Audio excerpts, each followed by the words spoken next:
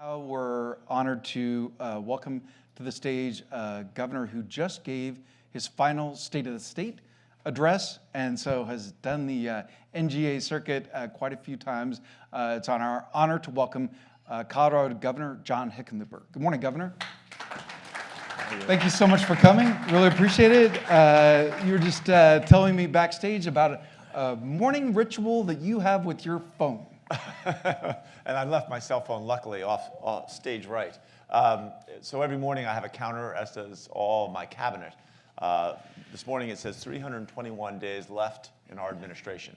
So we've got a bunch of stuff, a lot of it educationally oriented, a lot of programs that we want to finish very strong. And if you're trying to worry about your next job, or people are not really focused on finishing what they've started, then you don't get the same outcomes.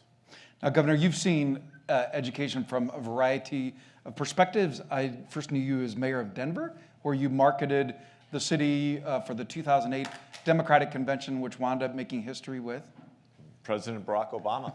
Where it was the first convention where there was so much excitement they had to move the final event to a bigger. Oh my gosh! To be blunt, Jim Messina, who was kind of running candidate Obama's campaign at that time, calls up and I think it was 12 days before his acceptance speech, and said, you know, you were going to do it in the Pepsi Center, and we like that, but would it be possible to move it maybe a half a mile south to Mile High Stadium, to the Invesco Field at Mile High? How much trouble could that be? 12 days, and you have no idea how much the number of the fiber optics and cable that you would have stretched from coast to coast, and that's how much we had to move and put in place. But we did it. That was quite. Having been there, I think everyone who was in that stadium that night will remember it for the rest of their lives, because it was an electric moment where the country really came together in hope and change. And Governor, now you've been traveling the country, and what would you say is the biggest mistake we make with K-12 education? You know, and I think the mistake we've made right now is we have tried to create a one-size-fits-all solution, and people are so they look at their children's education as something part of their intimate life, something a question they care about probably more than almost anything else in their daily routine. And I've bitten into this for a while there. I thought that longer school days, longer school years was the answer, right? We keep looking for the answer, and I think there's probably an assemblage of answers. But I think more importantly, we've got to reach out and engage school districts and especially parents, and have them, feeling that they're part of the discussion and that they own the decision. Because one thing we've seen in Colorado again and again, when I ran for mayor in 2003, and I'd never run for student council or, class dishwasher, and I promised. Actually, I had a young man helping me, volunteering on my campaign by the name of Michael Bennett, and he said, if you now Senator Bennett, you should say that if I get elected, unlike other school districts where the mayor and the superintendent never talk to each other because they're chosen and elected separately, we'll be the first city where I'll visit every public school in my first 4 years. And I said, great, I'll do it. And I said it. Later, Michael would say, well, maybe if you'd been better staffed, someone would have pointed out there are 161 schools. So I went to a school every week for 4 years and really immersed myself. And Michael, of course, 2 years later, became the superintendent of schools in Denver and played I think a staggeringly important role in really transforming Denver public schools. That process of meeting all those schools, all those teachers, all those parents, we try to meet with a bunch of parents at every single school after we visit the classrooms. And it really drove home the fact that everybody had the same. It's amazing. Everyone kind of loved their school, thought their teachers were great. Everyone thought the overall school system was failing. And obviously that's impossible. So well, but there are schools that are failing, and what do you think we should do for students who are stuck going to them? I think, I think Denver's a good model, and we do this probably in a less successful format statewide. But if you've got a failing school, you've got to be willing to step up and try to provide the tools for massive changeover. But in some schools, the culture is so bad that you need to close the school, clean it out, and then reopen it. And that has, in many cases, proven successful. And Michael Bennett started that. He was superintendent for 3 years. Tom Boasberg has been superintendent now for, gosh, almost 10 years. And you see the outcomes. In the last decade, Denver Public Schools has reduced their dropout rate by 70%. And a lot of that is taking failing schools and getting them, I mean, if a failing school doesn't engage their kids at all, and the kids can't wait to drop out. Well, when you've got a better school system with less failing schools, you're going to have a much lower dropout rate. So these teachers are so heroic, so many of them buying supplies with their own money. Governor Cooper was talking about just like how much time they spend out of the classroom preparing. My mother, Barbara, was a first grade teacher. Our CEO, Jim Vandehei, has a sister who is a special education teacher in Wisconsin. As you were visiting, Governor, there was 161, right? Back then, now I think they're about 190. As you were visiting all growing. those schools, tell us about a classroom that was memorable or a school that was different, a principal or a teacher who somehow had found something that works, had cracked the code. Well, and again, I could spend all morning talking about it. There were so many examples of, one of the things I loved most was when local businesses would connect. And there was a middle school, and they're right behind a large cheese manufacturer, Leprino Foods. And they didn't know it, but Leprino was constantly finding ways to get them free cheese, free food. And then he started following the kids from middle school as they went through high school and funding mentors. Wow. And then started funding the kids to go to college. So he became part of, we have a thing called the Denver Scholarship Foundation that, so Leprino Foods helped focus on, actually don't repeat that because he doesn't like the name of the company ever to be used. I should be more careful. Governor, I have a special interest in mentoring. I wonder what you have found as the most successful non-bureaucratic approach to mentoring. If someone wants to help a school in their area that maybe doesn't have the resources of some other schools, what can you do? So this is my opinion, and I'm not a professional on this, but if I were able to wave a magic wand and look at some of these cloud-based technology companies, if there were a way to get past all the federal laws about sharing information about kids and what is it health related, most mentors are not there when the kids need them. And when you look at-risk kids, especially like when they move, right? So this kid's 7th grade, 12, 13 years old, and they move to, because and again, low-income families are moving all the time, right? Oftentimes once or twice a year. So they move into a different neighborhood, a different school district. That magnifies the risk of that kid dropping out by about 4 times, 5 times. Huge risk. And yet, the mentor programs we have, the rec centers, all the different, big brothers, big sisters, all that stuff, no one has a system by which we connect all of that support that we've created for these at-risk kids. And there ought to be a way through technology that when those kids move, everybody gets alerted. And I mean, in many cases, the kids come into the new schools, and the new schools are so busy that no one really pays attention to that kid who often feels like an outsider. They don't have the same social support, the same friends and network of support in their school. Their parents don't have it at home. If there was some way to do that, I think that would be very powerful so that mentors, and the other thing is just to listen to the kids. If I was going to give the other thing, I once was backstage at a thing with Meryl Streep, and she had 4 kids, and you never hear about her kids. Her youngest daughter is an actress, so you hear occasionally about the youngest daughter. But I said, how you raise kids that are having real normal jobs and normal lives? And she said, my husband and I never talked about our careers.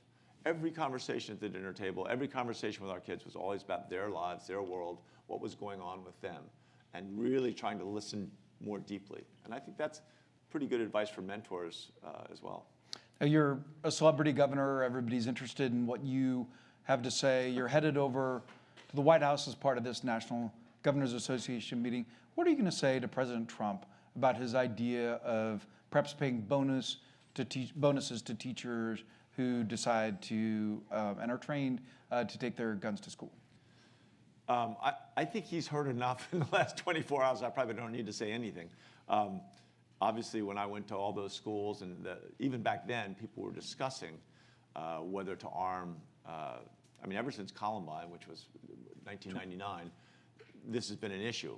And I can't remember, I have met a few teachers that thought that was a good idea and would do it. Almost every teacher thought it was a terrible idea. They thought it would make the schools less safe. I mean, if you look at people with handguns in their bedrooms to protect themselves, more often than successful protection, it's used against them. So it's you'd have to train teachers at a level that most teachers, they'd have to train teachers about things they don't want to learn about. I just think, I'm looking forward to talking to President Trump about other things in terms of education, which I do think, and certainly in terms of gun safety, that he wants to ban bump stocks. Let's get to work, right? Raise the age everywhere for kids to be able to own an assault weapon. Well, that's the first step towards making sure that assault weapons are pulled out. We're going to come back to what else you're going to tell them, but two more on guns. One, sadly because of Columbine, Colorado does know best practices. It's something that's been a topic in your state longer than it's been a topic everywhere. What has Colorado learned through that tragic event that other schools should know? What works? What are best practices to reduce the likelihood of something like this? So obviously, training, and depending on your school's makeup, but I think nowadays pretty much every school has security. Certainly every high school does that I'm aware of. Most every middle school. I don't think there's a single one thing that makes sense. Obviously, having everybody trained in terms of what happens if there's a shooter. But we've seen again and again that human failure, right? So even we have universal background checks. We got that passed in 2014. Even with universal background checks, even with all kinds of restraints, security people will make mistakes. And having guns so available to so many people makes the task of keeping schools safe, almost impossible. And obviously we have school-free or gun-free schools, and I don't think in any way that makes them more vulnerable. I don't think the data reflects that, and I don't think that's an accurate statement in any sense. So you think that the proposal from the president is? I think it's dead on arrival. I think that's a horrible phrase. I didn't mean that. I don't think it's going to get traction. Even every Republican I know doesn't think that's a great solution even in the Old West, right? Colorado is a representation of the Old West. As a community became more successful, they would make you check your 6-gun at the town gate, old Dodge City when Wyatt Earp was getting his training. The idea was to get guns out of the everyday situations of life. Because again, alcohol, people's emotional makeup, their tempers, whatever, there are guns everywhere, bad things are going to happen. So often suicides. You look at the number of suicides that are gun related, probably, I think it's over half nationally now. That many, many, many people that want to take their own life, it's a momentary, it's a phase, it's a period of depression or bipolar disorder. They're having a very serious event, and they want to kill themselves. Many times if they get past that, they can't immediately put their hands on a gun. And I think this is, I don't have data, but I think it is exaggerated even more in kids, that they are more subject to these emotions. If you can make it harder for them to get their hands on a gun, once they get through that period, then they go on, they live their whole lives. And for the teachers, I had not heard that before. I thought that was interesting what you were saying, drawing the analogy to the statistics about what happens to people who have guns in their homes. Right. I think that's it's a misconception that having guns, in your bedroom drawer is going to make you safer. Most people who do that, well, it's not most, but it makes you. The statistics I saw, and this is some years ago, you were more likely to have that gun used against you than you were to successfully defend your home. Governor of the Atlantic did an article in 2014 said no single issue altered Hickenlooper's fortunes more than gun control. Colorado is one of the most politically interesting states because it is the Mountain West and because it is growing so fast. Some people argue, sort of before this election, they sort of argued that it was, along with Nevada, one of the swingiest swing states. What have you learned in your hard-won experience for modern Democrats about how to navigate gun control? Well, I think that part of the problem is a reflection of the continued divide between rural America and urban America, urban, suburban America. And I think, again, it's almost a different facet of what Lincoln talked about when he talked about a house divided against itself shall not long stand. I think we've got to fix it. And anybody who lives in an urban area and thinks that they're not dependent on where their food comes from is crazy, right? And we oftentimes don't do a good enough job in urban areas going out and getting involved in the rural parts of the state, representing those self-interests and making sure that people get a real chance.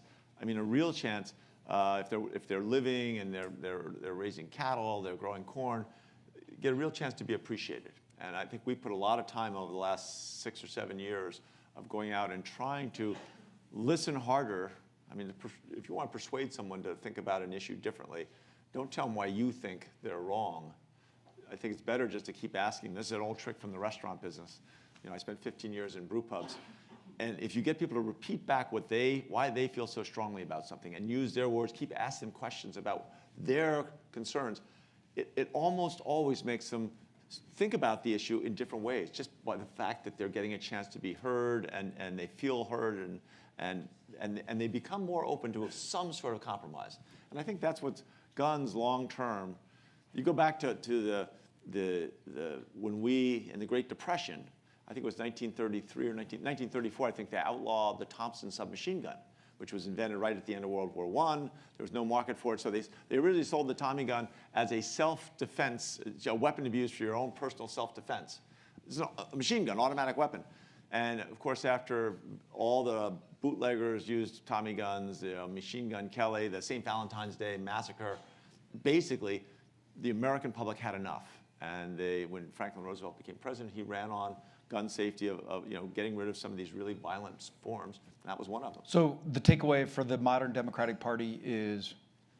Well, I think the takeaway for the modern Democratic Party is to keep listening and to allow public sentiment at a certain point. And we're there. I think this might well be a tipping point where it's been incremental, and now people are going to move and say, all right, let's raise the age for assault weapons, and let's look at maybe assault weapons should belong in a shooting range and don't need to be taken home, shouldn't be used for everyday life. So for people who are tweeting along at hashtag Axios360, that's news, that's a good tweet. Tell us about this tipping point. What is it that you believe is the tipping point? Well, I've had people in my office in the last few days that are so fed up, and a couple of them are Republicans, conservative people saying, enough is enough. I'm going to put my dollars, I'm going to go against my party, I'm going to put my dollars towards electing people that will enact reasonable, thoughtful gun safety measures. And I think that process of having it stop being so partisan and get down to just a basic common sense. We are allowing ourselves to be terrorized. If you wanted to look at if you were someone in a basement in Leningrad and you wanted to hurt America as badly as you could, what better way than to make our children feel that they're unsafe at school, that they shouldn't go to school, that while they're at school they're anxious, they won't learn as well, you'll cripple a whole generation. We're allowing this to be done to ourselves. You've been traveling the country with the Ohio Governor, John Kasich. You're a Democrat. He's a Republican. Throughout your career, you have tried to focus on less partisan issues. But what have you learned from actually traveling, appearing with a Republican? I had dinner with John last night. And, he is so much, when I ran for mayor in 2003, as I said, the first election I ever did, John Kasich back in, I think, 1994 became the chair of the Senate or the House Budget Committee. I mean, he's been there for so long, and he really gives me a great perspective. And I came out of the restaurant business, and in the restaurant business, when you're in the weeds, when there's a big rush, everybody's the same, right? It doesn't matter whether you're tall or short, black or white, straight or gay, you're all in it together. So by my nature, I'm less partisan than most people, and governors are generally less partisan. Kasich is a classic case in point that he's a Republican, but he cares more about the country and more about his state, and that the partisanship, and again, he thinks, and I think he is a good Republican, at least in the old sense about what being a Republican meant. I think that the willingness of people to get past the partisanship is the only way this country's ever created good legislation. A New Yorker article called you the middleman. Is there really a market for the middleman? Well, it's hard to say. Certainly at times there's not, and there's an awful lot of, we were saying backstage, anger is the new black. I think there is a real frustration among a lot of people, and that pushes people towards the extremes. But I do think most great solutions come as a result of compromise. And compromise almost always moves you somewhere closer to the middle. What are the chances that the buddy picture of you and Governor Kasich becomes a presidential ticket? I think that's probably a kind of a long shot, and for a couple of reasons. One, we both like to joke about it, but our politics today, whether we like it or not, most of the funding for national campaigns comes out of people that have a strong tie to one party or the other, and they fight relentlessly to support their party's candidate. There are some people out there that would fund an independent campaign, but not at the same level that you would need to really be credible. So you'd be making a statement, and sometimes I think symbolic statements are powerful. But I think Kasich's got some more public service in him, and I might as well. So we'll have to see how that works out. And what is it, 352 days? No, 321 days. Okay, so 321 days. What is your next act in public service? Well, we're working right now on a number of projects I'm so excited about. We talked a little bit there backstage about, 2/3 of our kids are never going to get a four-year college degree. That's been true for almost 30 years. We've tried everything. We're now doing an apprenticeship program, not just for trades, but for bankers, insurance companies, advanced manufacturing, allowing kids to, their last 2 years of high school, actually go work 3 days a week and then get trained in a curriculum or learn a curriculum that helps them more successful. We're tying that into a partnership with LinkedIn and Microsoft and the Markle Foundation called skillful.com. That's skills-based discussion. So as people go through their whole lives, they can assemble skills and see what skills they're missing if they want to trade professions. And this stuff is so exciting, and I think we're out ahead of the rest of the country. This kind of Swiss model of apprenticeships is, I think, going to be a big change and a big improvement in this country. The moment I start worrying about, well, what am I going to do next? Not only do I get distracted, but my cabinet members. We just hired this great new Secretary of Education who's going to be amazing. Everyone gets distracted. So I think we've got 321 days of focus. Not to say that my wife and I don't occasionally have discussions, but we're focused on getting things done. How does she feel about your running for president? Oh, my wife is a senior executive for a $75 billion company. She thinks it's hilarious, but she also thinks it's interesting. So we'll see what those discussions where they go. We're getting the hook here just across a T. You mentioned independent candidacies. Do you think an independent candidacy is feasible in America at this moment? At this moment, no, not in a way that's viable, where you could win. I think an independent candidacy could have power in terms of getting some statements out.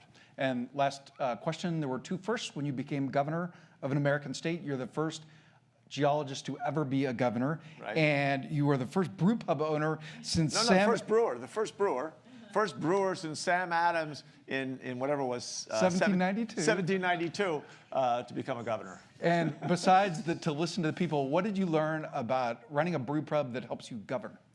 Oh, and again, I could go on for that. Again, I would say the most important thing is you learn in any restaurant, any real service industry, there's no margin, there's no profit in having enemies. No matter how unreasonable that person is, listen, keep talking, work it out in whatever way you can, because there's always a tomorrow. And in politics now, so many of these politicians define themselves by who their enemies are and how they can put them down. That's never constructive. What a treat. Thank you very much, Governor Hickenlooper. Really appreciate it. Thank you very much. Thank you. Have a great National Governors